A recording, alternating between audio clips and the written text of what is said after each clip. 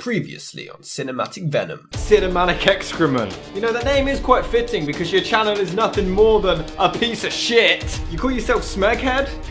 More like dickhead. You want to be the greatest reviewer on all of YouTube. The only reason you have 18,000 subscribers is because you suck the dick of the nostalgia critic. If they made Golden Raspberry Awards for internet movies, you would have taken home every single one. This Sunday, Orlando, Florida, WrestleMania 33. You and me. If I go to WrestleMania 33 tomorrow and you're nowhere to be seen, I will give you one last chance to redeem yourself. You have 1 week, Sean, to accept my challenge of a crossover. You have 1 week to respond to this video. I also recently had a cameo in a Cinematic Venom episode, which you can check out right here. And while you're at it, watch the rest of the Cinematic Venom stuff, because Rob does good work.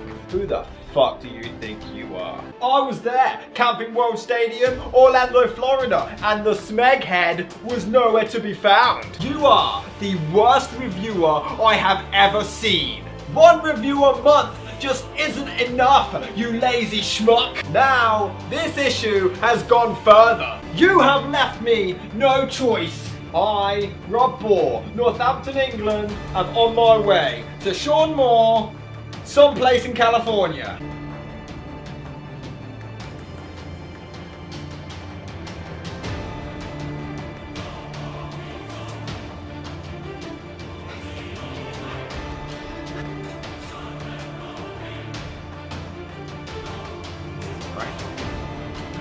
Ladies and gentlemen, I'm closing in on Sean.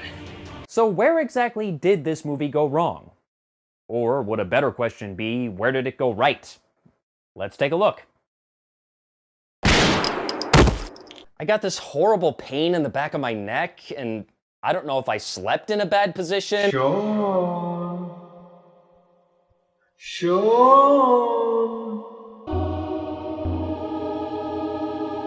Okay, enough already. Where are you?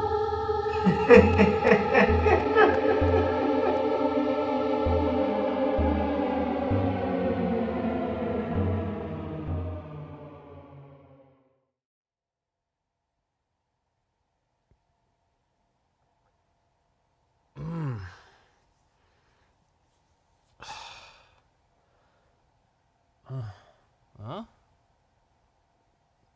The hell is going on? Rob? It's time, Sean. What? It's time. Yeah, I got that part. Time for what? You have dodged me for long enough. I have? No more running. Who's running? No more hiding. Who the fuck is hiding? It's time. For what? It's time for a crossover. Okay. What? Okay, fine. Is that really what all this is about? A crossover review? Well, yeah. Well, all you had to do was ask. You didn't have to come into my home and throw me in a closet, and you certainly didn't have to shoot me in the back of the head. I mean, technically you only shot my stock footage, but still, rude. Wait, why are you here anyway? Now I know you won't run away. Why are you so obsessed with this? And why the hell would I run away? We're watching Dreamcatcher. Oh dear God, help! Help! Get me out of here! This probably isn't gonna work.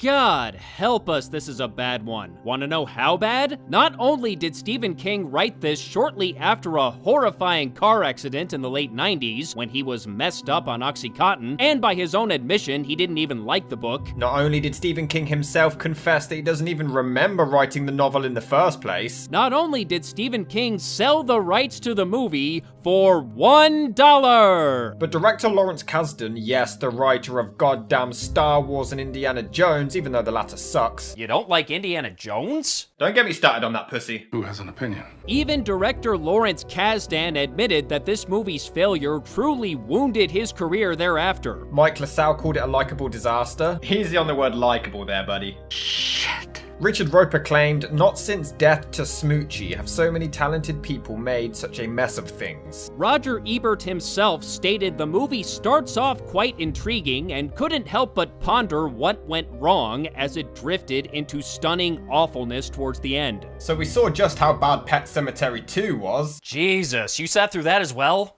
Blow me. This is Dreamcatcher. So we do open with some nice and eerie opening titles before cutting to Henry, played by Thomas Jane, a psychiatrist who's also a psychic. A psychiatrist! That's me. And what's the best way to test your psychic abilities? Freak out the mentally ill and push them to suicide, of course. Yeah, this is the introduction to one of our heroes. He blurts out personal stories to terrify the man who's already paranoid, freaking him out. He storms out of the room, and we later find out he practically killed himself. You know, considering we discover these guys have had these powers since childhood, you'd think they would have learned to use them with some kind of subtlety by now. And not be total assholes about it. Yeah, that too. Can you let me out of prison now? No. Oh. You will eat yourself into an early grave, and there's no reason. You're looking in my head! Stop it! Don't look in there! You don't have to do it, Barry. Leave me alone! It wasn't your fault. Right, so we'll just put Good Will Hunting on the list of films that this one rips off. Don't worry, more will come. It's also pretty symbolic that 4 minutes in and Henry already wants to get this performance over with. But his phone rings before he can do his career a favour, but I have to say, the acting in this phone call is fucking terrible. Nothing sounds convincing. Nothing! What's that you say? I didn't catch you. What, are you going deaf now? I said, how are you doing? Oh, you know, SSDD. Well, yeah, of course. So Henry gets a call from his friend Jonesy, played by the douchebag from Ghostbusters. Actually, it's not the same guy. Seriously? Yeah, I was just as confused as well as how two completely different people can look so similar. Right. This joke failed. Shut it off! Shut it all off! How did you know? So Jonesy, who's a teacher of some kind, is also a dickhead as he uses his powers to blackmail his failing students and scares the shit out of them as well. You know, these guys could be using these abilities to, I don't know, stop crimes, solve murders, practically save the world. Nah, screw that. Let me fuck with some innocent people's minds. We then cut to another main character called Pete, played by Timothy Oliphant, who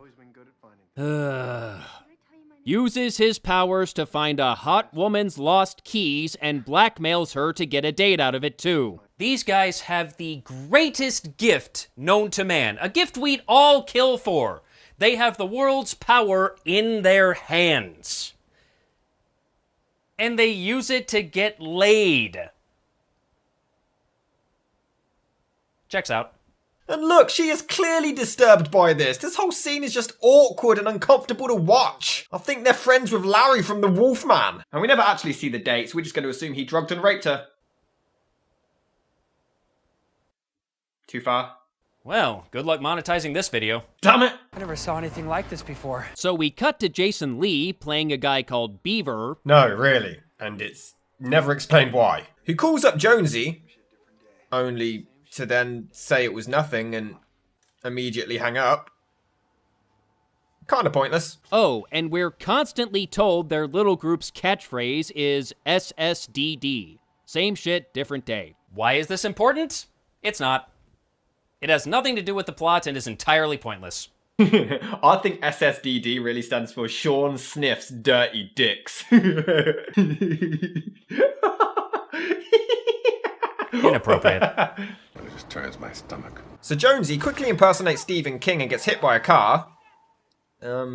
Since they're psychic, shouldn't he have seen that coming? The funnier part is this guy's reaction. Hey! So we randomly skip to 6 months later and he's completely fine. Not acknowledged or explained what happened, except that he had a vision of another friend of theirs called Duddits or something, and he motioned for Jonesy to cross the street. He would die before it ever hurt us. So why was he calling me into the street to get ahead? Because he knew you'd be dumb enough to walk into oncoming traffic? Seriously, why would anyone walk in the middle of the road just because a friend said so? Yeah, come on over here, yeah. Am I the dumb one here? Me too. So we do get a nice little insight to what Stephen King believes guys talk about when women aren't around. Got blown last night. Good for you. What's it called when you got a constant Woody and it won't go down? You mean priapism? See, I'm practically priasmic. Priapismic. Whatever, it's hard. That's what you were betting on? An extremely accurate interpretation of the male gender. What, it is? I sometimes go for hours talking about my raging hard-on. I don't know about you. So this is their annual holiday or something in a cabin in the woods. No, I wish. We do get told that they were on their way to visit Duddits on the night Jonesy got hit, and were then introduced to each of their minds, known as their memory warehouses. The movie's desperate attempt at sounding intelligent. To be fair, there are some nice shots of the memory warehouses looking out at their physical locations. This is our 20th year coming out here to Hole in the Wall. And fuck me, Freddy, here's to 20 more. Oh, yeah, forgot to mention, throughout the movie, Jason Lee constantly says some of the weirdest lingo imaginable. I guess he was trying to be clever, but really it's just weird and unnecessary. And annoying. Jesus Christ, bananas. Fuck me, Freddy. Crime and Netley's. Fuck me, Freddy. This is turning into a double fuckero. Jesus Christ, bananas. Fuck me, Freddy. Bitch in a buzzsaw. Fuck me, Freddy. Fuck me, Freddy. Oh, look, they got Dreamcatchers. That's the name of the movie. What does it mean? Don't know. Never explained. We see Dreamcatchers. Duddits is apparently their Dreamcatcher, but What the fuck does it mean? What's that? What's a Dreamcatcher? Indian charm. Catches nightmares. And yet this film still exists. So we cut to Maine. Oh! How did I get this? Where we see the characters as kids. They discover a Scooby-Doo lunchbox owned by somebody called Douglas. Must belong to one of those kids from the Retard Academy. Oh, well, you're a horrible person. they come across some older kids picking on a mentally handicapped boy, but this is one of the cringiest and most awkward scenes ever recorded. The older kids are trying to sound convincing but can't act an ounce and are nothing like teenagers actually are in the real world where Stephen King clearly doesn't seem to live. And the younger kids just try to sound tough, but come across unintentionally hilarious. You better watch it. Why is that? I know who you are. I'm trembling with fear. You're Richie Grenado. You're the quarterback. So? So what do you think people will say when we tell them what we caught you doing? You're not gonna tell anybody anything, because you'd be dead. Get ready, Pete. Give the word, Henry. Pete can fly. When you come for us, all we have to do is get in your way. I can't catch that little dick. You know who that is? That's Pete Moore. Hey Sean, any relation? God damn it. That's right, fat ass. Pete Moore. No one can catch him. And he's going straight to his house to tell his mother what you did. Was that supposed to be... Some kind of badass threat? Yo, you better give me your lunch money, boy. No, please. Or what? What are you gonna do, sissy? I'm going to tell on you. He likes this. He's getting attention. How do you know what he likes? Come on, you dickweeds. You wanna fight us? Yes! Yes! I'm gone, Henry. Just say the word. Why? You'll lose. Why? Because you can't do that. It's wrong. Dear God, the scene never ends. It just keeps on going. We're gonna kick your ass. No, you're not. We're going to tell the police. Okay, bye. It shouldn't take this long. None of it's convincing. The acting, the writing, it's all painfully bad. So the bullies eventually flee as the friends try to comfort the fallen boy. Do something. Somebody. If I do, and you tell anybody, I'll never hang with you guys again. Wait, what? If I do a nice thing, and you tell anybody I'm not a cunt, I'm not gonna be your friend anymore. At least we know they were horrible people as kids as well as adults. So they sing to him to calm him down, but then this is where the movie just gets plain offensive to the human brain. Douglas Cavell. That's your name, right? I done it. What? I done it. Duddits? Duddits. That's right. They call him Duddits because his speech impediment prevents him from correctly pronouncing Douglas. These are our heroes! Calling somebody by something because of their disability! That's like calling someone with cerebral palsy dribbles because they can't speak. Would you do that? No, because it's a fucking horrible thing to do, you pieces of shit! I mean, I can kind of understand kids doing it, but you'd think they'd realize how awful it is by the time they're adults. But no, they keep doing it into their 30s. And you know, I just have to say, this film is clearly trying to be Stand By Me. Trying being the key word here. You son of a bitch! So we cut to Jonesy hunting for Ghostbusters 2 haters. Hey, you just said he wasn't in Ghostbusters. Shut up, don't ruin this for me. Where he discovers a fat guy called Rick, lost in the cold, and he's in really bad shape. Mainly because he's fat. I knew it. So they take Rick into the cabin to care for him, but they notice something is a bit off. He claims to have eaten some berries, but he can't stop burping and farting, is really ill, and his belly is showing some odd shape. Meanwhile, Henry and Pete are driving along until they come across a body in the center of a road and dodge it to cause another car crash.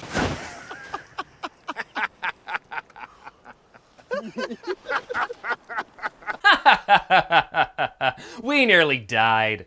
It doesn't matter. While that's going on, I guess Noah is walking by as loads of animals pass by the cabin and trying to find the set of Evan Almighty until we... Jesus Christ, now we're back with Henry and Pete! I don't warn you. We get up there, I'm gonna strangle this broad. I had to guess. I'd say she's already dead. I don't care, I'll strangle her anyway. She almost got us both killed. Which you found funny just 2 minutes ago. The woman does, however, wake up, but much like Rick... This is supposedly a scary horror movie, ladies and gentlemen. With farting galore. Be afraid. Be very... afraid. Now, I've been told by fans of this shit that it's supposed to be a dark comedy, that it's supposed to be silly, and isn't supposed to be taking itself very seriously. But my problem with that theory is that... it's not. It's not. At only one point in the entire movie, which we'll get onto later, does it ever show some kind of self-awareness in its cheesiness and goofiness. Just one. Hell, I even looked it up on IMDb, on Rotten Tomatoes. Nowhere is it listed once as a comedy. There is no indication that there was any intentional comedy put in here. So if you're claiming it's a dark comedy, I want proof, other than some arguments you've clearly pulled out of your ass. There is no indication elsewhere that it's not taking itself seriously. It constantly does, and gives us ridiculous imagery like this and expects us to digest it without cracking up. Oh, maybe you're right, my friend. Back at the cabin, the animals continue to flee until a chopper shows up and claims the entire area is quarantined, led by Morgan Freeman himself. Look at him, even he's thinking, why the hell am I in this piece of shit? Inside, Jonesy and Beaver discover Rick is missing, and possibly even dying. I'm not all that absolutely positive I want to go in there. What if he's dying? Scooby-Dooby-Doo, we got some work to do now. Yes, we'll take this serious scene seriously now. Seriously. Obviously. But if you think that was silly, just wait until they burst in and discover Rick dead on the toilet with an alien coming out of his butthole. Can we just review Superman Returns instead? I mean, your viewers wanted it. No, we're reviewing butthole aliens. You mean shit weasels. Yeah. What about the shit weasels? So Beaver sits on the toilet to block the shit weasel, while Jonesy rushes out to get some tape. Because clearly an alien that can almost shove a grown man off the john would be blocked by a bit of tape. I mean, that's just physics. As Beaver struggles to hold it down, he calls for Jonesy to hurry up, who signals him with a horn to show that he's in the shed. Why the hell are they doing either of these? I thought they could read each other's minds. In fact, why does anything go wrong in this movie? They can communicate telepathically. And then, no word of a lie here, Beaver risks his life to bend down and get a goddamn toothpick. What is this weird, unhealthy obsession he has with toothpicks? I mean, I think they briefly alluded to it in one single solitary scene, but they never gave any indication that he'd risk his fucking life for one. There's a vast difference between OCD and being a fucking moron. Oh my god. Anyway, the shit weasel breaks out, grabs Beaver's crotch, bites his fingers off, and then then, despite seconds earlier being able to bite through human bones with ease, it's stopped by a wooden toilet brush. Jonesy eventually returns with the tape, and by the time it took him, Godfather Part 2 is still fucking playing. You don't like Godfather Part 2? Don't get me started. Oh, fuck. But Beaver sacrifices himself and tells him to leave him there. But Jonesy's reaction is just hilarious. You killed him. You killed Beaver. I'm really scared. Seriously, it looks more like he's laughing. Jonesy is then confronted by the alien, who looks like Paul if he was covered in snot and edited by the Spawn special effects dude. But it can turn into vapor and reform itself? How the fuck? Is it an alien or a damn ghost? And I think it gives him a blowjob. The men call the red stuff Ripley, after the broad in the Alien movies. You see what I did there? That immediately doesn't make it a ripoff. I learned my craft from the Rocky and Bullwinkle movie. Yeah, I mean, we just took that direct quote from the Nostalgia Critic, but that means it's perfectly original and fine. See what I did there? That immediately doesn't make it a ripoff. I learned my craft from the Rocky and Bullwinkle movie. When did you see him? They called me in yesterday. I see. And what is the vaunted opinion of those enlightened cocksuckers who've never been within 3 states of an E.T.? You know, I struggle to buy Morgan Freeman as a bad guy. I mean, each time he curses, it just sounds like Mickey Mouse swearing, and I can't take him seriously. He even shoots a soldier's fingers off after making him swear Scout's honor, and it's still not very convincing. Meanwhile, in the freezing cold, Pete is specifically told to not return to the car for beer. So of course he returns to the car for beer. Pretty stupid considering alcohol lowers your body temperature. And then this is where the film just gives up. It is literally aliens coming out of people's buttholes. Where at any point is there any indication that this is self-aware? Where is the indication that this is actually a comedy? Because we can't see it.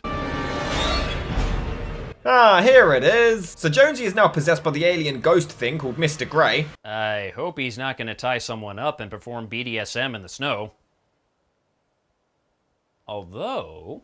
I don't like this. Me neither. I don't like this at all. But Jonesy, or Mr. Grey, is fucking hilarious. He becomes all smiles, speaks in an awful English accent, and you can tell that this was intentionally funny, and it works. Are you speaking to me? Yes, I am, Mr. Jones. Or is it Jonesy?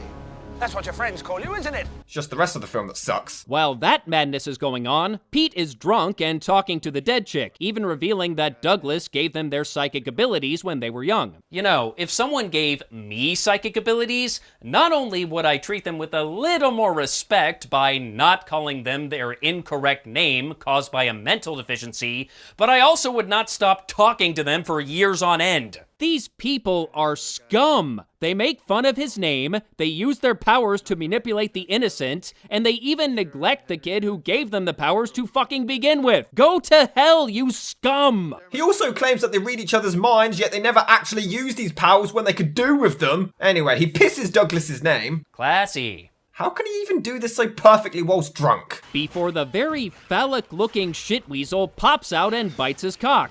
Because, well... gotta make the male audience members squirm a little bit, I guess. This is a very serious horror movie, folks. An alien swinging around on a penis. But Pete does what any normal man would do, and dry humps the fire to kill it, before popping right back up. No? How about, ow, my balls! I'm never having kids! I guess you could say, it took a lot of balls. Yeah? Yeah, up top. Come on, Sean. Come on. Don't leave me hanging. Come on, up top. You know that was good. Come on. What? Nothing? All right. I'm going to murder you in your sleep. That's right, my man. Meanwhile, Henry is walking around when... Jonesy, way to go, motherfucker. Here, you come to save the day. Now he can read Jonesy's mind, but he couldn't earlier for some reason. But he soon realizes it's Mr. Grey, and... somehow quickly hides in the snow in a split second. Can't Mr. Grey read minds too? Wouldn't he know that he was hiding there? I don't even give a shit anymore. So we get clips of Mr. Grey choking Pete with the Force? So he's an English butler with the Force. And they want me to take this seriously? I can try, but... nope, sorry, not happening. And while this is going on, Jonesy is shouting out from his memory warehouse because the writer thinks he's clever, despite the fact that these shots are entirely pointless. I mean, we know Mr. Grey is taken over against Jonesy's will, so we know he's opposed to it. We don't need to see him screaming out, "No, leave him alone!" Wow, he can shoot awful CGI out of his finger. Neat. So Mr. Grey tries to reach a certain part of Jonesy's memory, while Henry returns to the cabin and immediately gets out a shotgun. Wait, so why the fuck did they waste so much time getting the tape to seal the alien earlier when they could have just shot it? What the fuck is wrong with these writers? Sean, are you okay? No, I've gone completely insane! So he shoots the alien and his acting is hilarious. Henry then gets a vision of what's happened to Jonesy, but how is he seeing this? Are these part of the powers? Because this was never established, nor is it ever explained. I mean, sometimes they can do something, and other times they can't. Anyway, he decides to dispose of the shit weasel and all of its eggs by setting the cabin on fire. Yes, it did indeed have eggs. Apparently, the gestation period for shit weasels is about 30 minutes.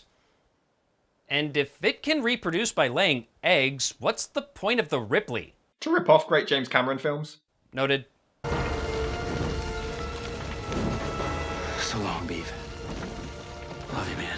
We didn't, because you were an asshole. We then get a really weirdly timed flashback to the kids again, who still playfully call him Duddits as if it's not insanely offensive. She's the one from the Retard Academy. Oh, and you're still a horrible person. So this is where they're all given their superpowers. Well, time to ditch him for 30 years. Let's go, fellas. The two will bond together to help a small girl who's trapped, but her acting is so bad. Her screams for help are so enthusiastic. It's like Willy Wonka let her out of his factory. Help! And I can't even root for these kids because they're such horrible people. And if you thought these characters couldn't possibly be any more one-dimensional and uncreative, Morgan Freeman literally says he's evil. He literally says he has no other character traits or personality outside of being evil. Now, if anybody's thinking why those poor helpless little folk, all naked and unarmed beside their crashed intergalactic Winnebago, What kind of a dog, what kind of a monster could hear that heartbreak and go in just the same? Well, I'm that dog. I'm that monster. You will hate me. I went from the Shawshank Redemption to this pile of crap, but I am the bad guy, and you will hate me. I know the heroes are complete assholes, but I'm that dog. I'm that monster.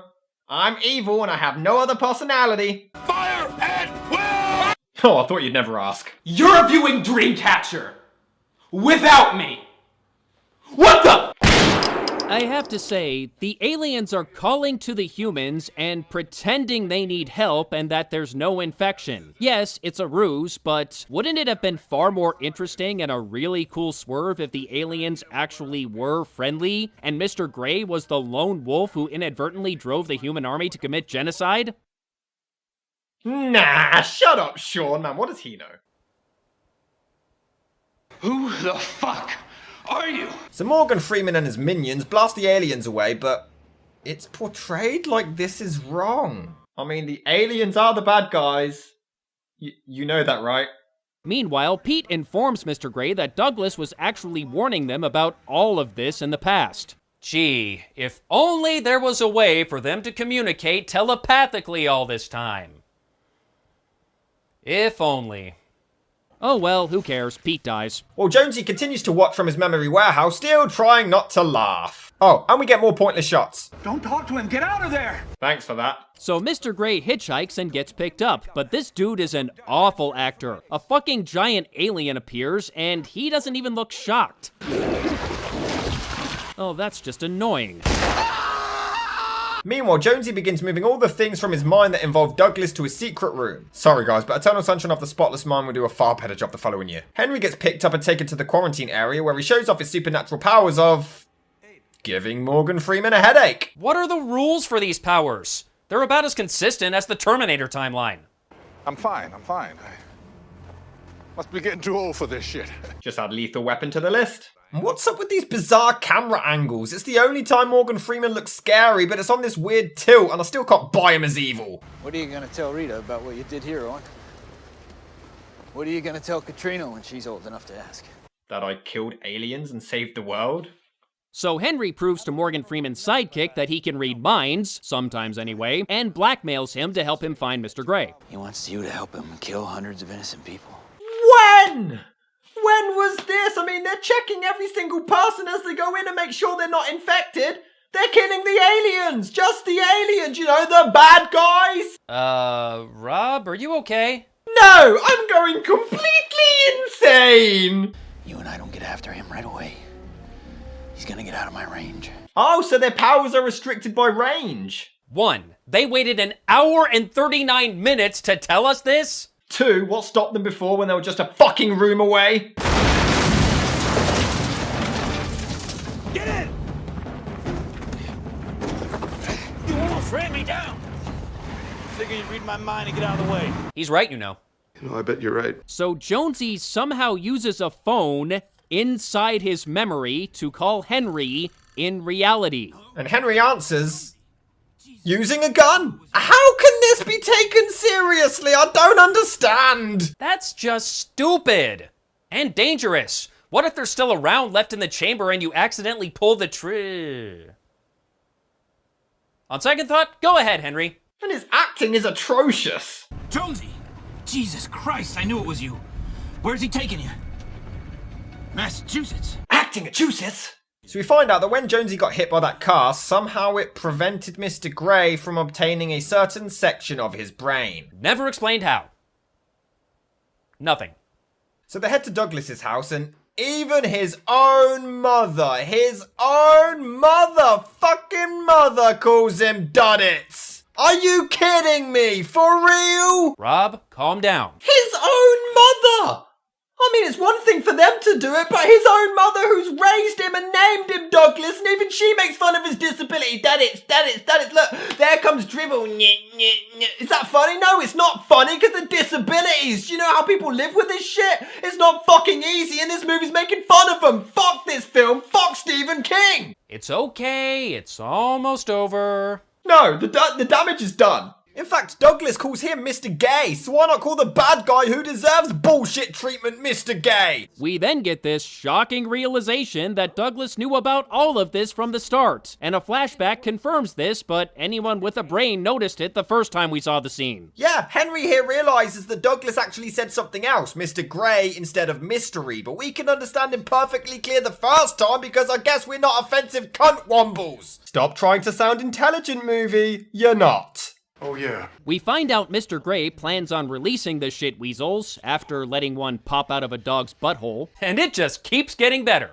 Into the local water supply at the nearby reservoir. Morgan Freeman soon shows up. Apparently he just waltzed into a chopper hellbent on destruction and nobody stopped him. And he goes all machine gun on his man and misses every single shot. You know, for a military man, he's a pretty lousy aim. He's even standing completely still. What is even the plan here? They're all trying to kill the aliens, so why are they attacking each other? It doesn't make any sense. And the soldier, you know, a military man, without even taking cover, somehow single-handedly shoots down a helicopter on his own, murdering Morgan Freeman once and for all.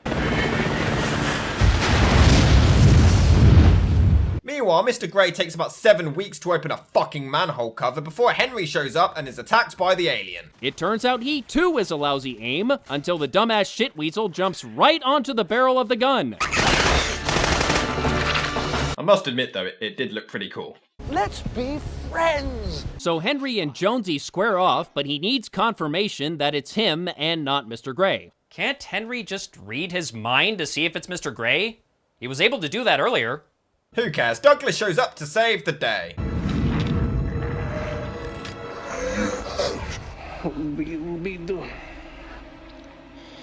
We have some work to do now.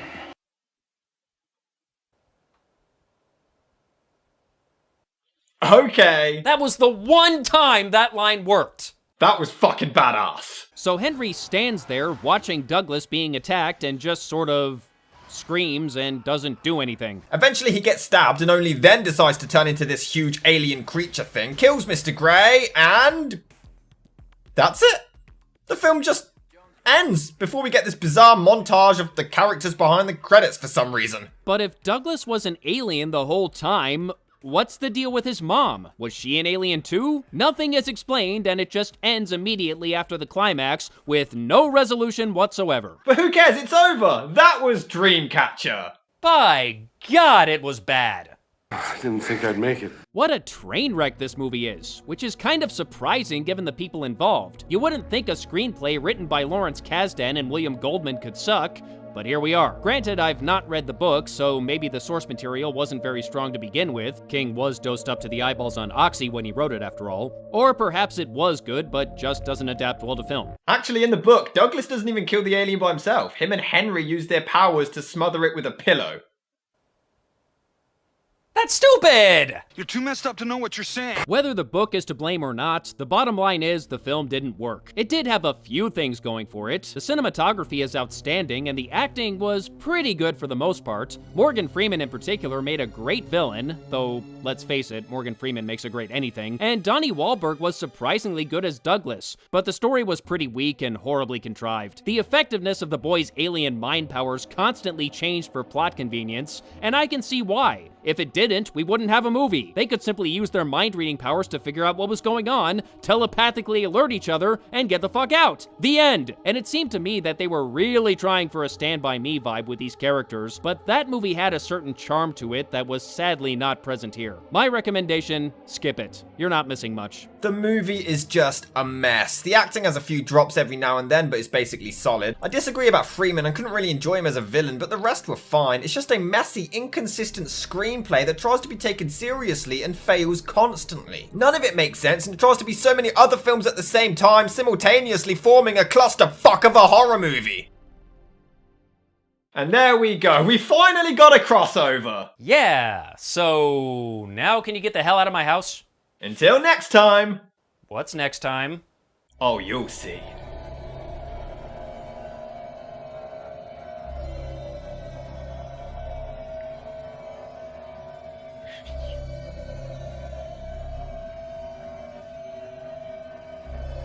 Just kidding, I have no idea.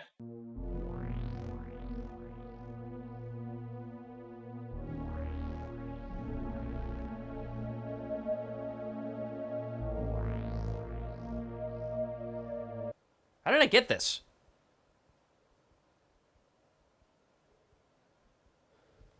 I am in prison after all. Rob left me nothing in this prison cell except a shot glass.